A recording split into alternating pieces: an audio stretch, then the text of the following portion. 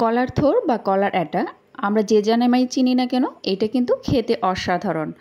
আর এটা গ্রামে কিন্তু অ্যাভেলেবল। যে কখনো ট্রাই করে নাই সে যদি একবার ট্রাই করে বারবার খেতে চাইবে। আর যে খেয়েছে সে তো জানেই কতটা মজা এটা খেতে।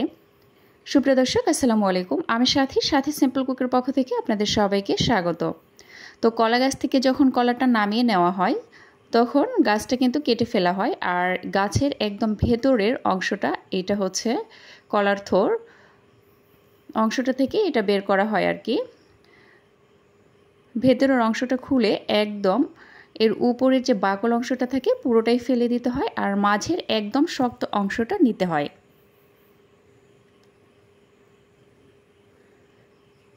এখন এই শক্ত অংশটার উপরের যে একটা পাতলা আবরণ সেটা আমি এভাবে ছুরি দিয়ে একটু তুলে নিচ্ছি। এটা কিন্তু না করলেও হয়, আপনারা চাইলে এটা না করেও এটা যেভাবে খুশি কেটে নিতে পারেন।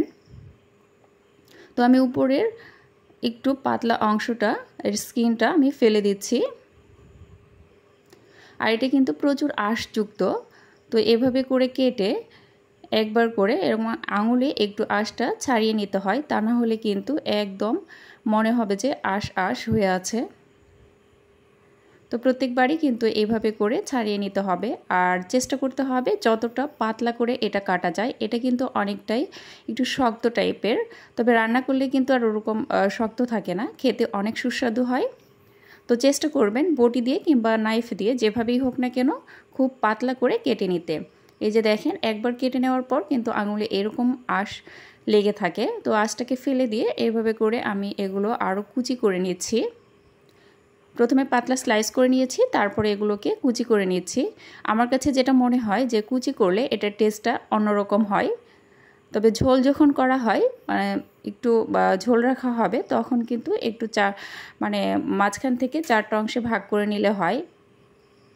আমি এগুলোকে যেহেতু চচ্চড়ি টাইপের করছি একটু হালকা রস রেখে, তাই জন্য আমি এগুলোকে কুচি করে নিচ্ছি। আর কেটে নেওয়ার পর এগুলো কিন্তু অবশ্যই পানিতে ডুবিয়ে রাখবেন, তা না হলে অনেকটা কালো হয়ে যাবে। তো আমি সেমভাবেই সবগুলো এইভাবে করে কুচি করে নিচ্ছি। তবে আপনারা আপনাদের পছন্দ মতো কিন্তু কেটে নিতে পারেন। এগুলোকে 4 ভাগে ভাগ করেও কেটে নিতে পারবেন পাতলা স্লাইস করে, তবে অবশ্যই পাতলা স্লাইস করে কেটে নিতে হবে। আর এর আঁশটা খুব ভালোভাবে ছাড়িয়ে নেওয়ার চেষ্টা করবেন। তো এইভাবে করে আমি সবগুলো থোড়ি যতটা নেব আর কি কেটে নিয়েছি, নিয়ে পানির মধ্যে ডুবিয়ে রেখেছি। আর যেহেতু এটা একটু শক্ত টাইপের সবজি, তো এর সাথে আমি অ্যাড করে দিচ্ছি বেগুন। আপনারা চাইলে নরম যে কোনো সবজি এর সাথে অ্যাড করে দিতে পারেন, ধুন্দল কিংবা পুঁই শাক, যাতে এটা একটু নরম হয়, তাহলে কিন্তু এর টেস্টটা অনেকটাই বেশি হয়, ভালো লাগে আর কি খেতে বেশি। তো আমি এখানে বেগুন নিয়েছি কিছুটা, এগুলোও কিন্তু গাছের বেগুন।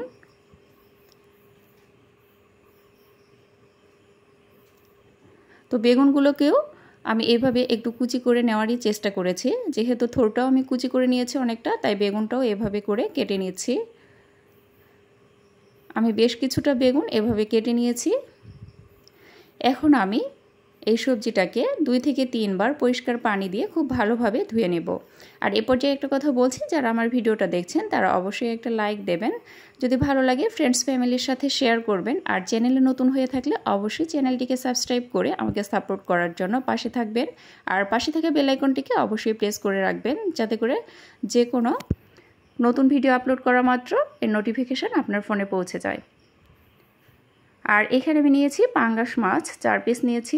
আপনারা চাইলে এখানে অন্য যে কোনো মাছ ব্যবহার করতে পারেন। আর এর সাথে অ্যাড করে দিলাম 1/2 চা চামচ হলুদের গুঁড়া আর 1/2 চা চামচ লবণ দিয়ে মাছটাকে খুব ভালোভাবে একটু ম্যারিনেট করে একপাশে রেখে দিচ্ছি, যাতে করে এর পাশে লবণ আর হলুদটা এর মাছে আর কি লবণ আর হলুদটা খুব ভালোভাবে মিশে যায়। এখন আমি তরকারিটাকে চুলায় বসিয়ে দিলাম। আর এটা আমি হাতে মেখেই রান্না করব, তাই আমি এর মধ্যে অ্যাড করে দিচ্ছি 8 থেকে 10টি কাঁচামরিচ মাঝখান থেকে ফালি করে নিয়েছি, আর একটা বড় সাইজের পেঁয়াজ কুচি করে নিয়েছি। আর এর সাথে অ্যাড করে দিলাম লবণ স্বাদ মতো, আমি 1 চা চামচ মতো লবণ দিয়েছি। হলুদের গুঁড়া দিয়ে দিলাম 1 চা চামচ। হলুদের কালারটার উপর ডিপেন্ড করে আপনারা একটু হলুদের পরিমাণটা বাড়িয়ে কমিয়ে নিতে পারেন। লাল মরিচের গুঁড়া দিয়ে দিয়েছি 1/2 চা চামচ। জিরা বাটা দিয়ে দিলাম হাফ চা চামচ, রসুন বাটা হাফ চা চামচ, আদা বাটা দিয়ে দিলাম হাফ চা চামচ। আমি সবগুলো মশলাই মোটামুটি একটু কম কম করে দিয়েছি, জাস্ট হালকা একটু মশলা দিয়ে এগুলোকে ভালো করে আমি মেখে নিচ্ছি।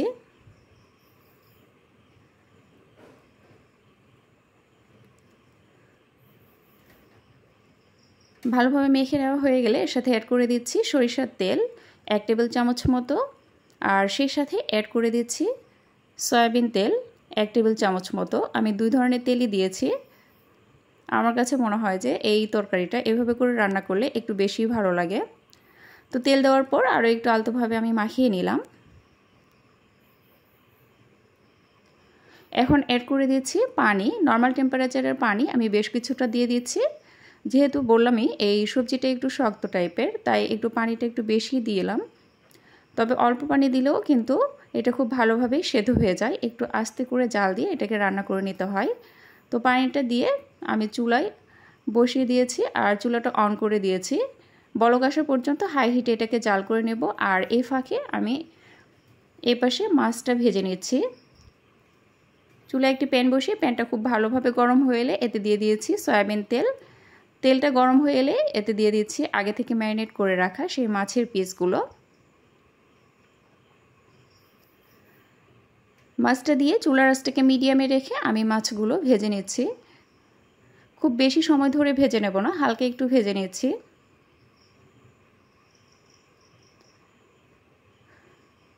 আর এই যে দেখেন তরকারিটা কিন্তু এর মাঝে বলক এসে গেছে। এখন আমি চুলার আঁচটাকে মিডিয়ামে করে দেব আর ভেজে রাখা সেই মাছগুলো আমি এর মধ্যে দিয়ে দিচ্ছি। দিয়ে মাছটাকে একটু ঝোলের মধ্যে ডুবিয়ে দিচ্ছি, যাতে করে মাছের মধ্যে মশলাগুলো খুব ভালোভাবে ঢুকে যায়। আর চুলার আঁচটাকে মিডিয়ামে রেখেই ঢাকনা দিয়ে ঢেকে দিচ্ছি। দিয়ে বেশ কিছুক্ষণ এটাকে জাল করে নিতে হবে। আর মাঝে মাঝে একটু ঢাকনাটা খুলে এইভাবে করে আমি একটু উল্টিয়ে নিলাম। মাছগুলো একটু নিচের দিকে দিয়ে দিচ্ছি, এতে করে মাছের ভেতর খুব ভালোভাবে মশলাগুলো ঢুকে যাবে। আর নিচের সবজিটা উপরে একটু উঠিয়ে দিলাম।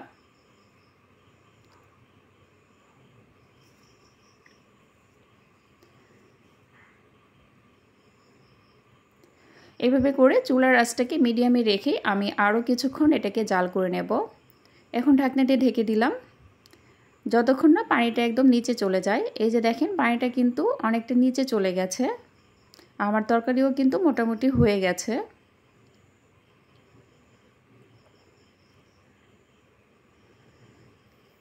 এখন আমি চুলাটাকে অফ করে দিচ্ছি আর এটা পরিবেশন করে দেখাচ্ছি যে কেমন হয়েছে। এটা খেতে মাশাআল্লাহ অসাধারণ হয়। যারা কখনো ট্রাই করেন নাই একবার ট্রাই করবেন, বারবার খেতে চাইবেন। তো আজকের মতো বিদায় নিচ্ছি, দেখা হবে আগামী পর্বে। আল্লাহ হাফেজ।